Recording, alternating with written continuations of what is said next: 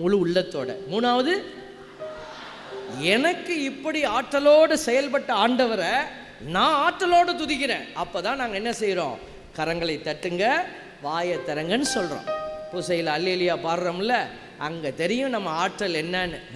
நாங்கள் இங்கேருந்து பார்க்கும்போது மனசு கொஞ்சம் கஷ்டமாக இருக்கும். ஞாயிற்றுக்கிழமையில் அல்லேலூயா, இந்த வாய்க்கும் இந்த காதுக்கும் எவ்வளோ தூரம்? இந்த வாய்க்கும் இந்த காது, ஏன் வாயில் உங்கள் வாய்க்கும் உங்கள் காதுக்கும் எவ்வளோ தூரம்? நீங்கள் உடனே ஏன் வாய்க்கும் அவர் வாய்க்கும் ரொம்ப தூரம் இருக்கேன்னு சொல்லப்படாது.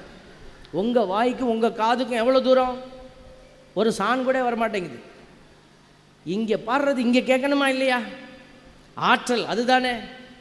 கையை தட்டுங்கன்னா கையை நல்லா தட்டலாம். கோயிலில் தட்டுனா பிசாசு சொல்லிடுவான், கோயிலில் கை தட்டுனா அது கடவுளை அவமானப்படுத்துறது. தயவு செய்து, பிசாசு பேசிக்கிட்டு தான் இருப்பான் ஒரு ஓரத்தில்.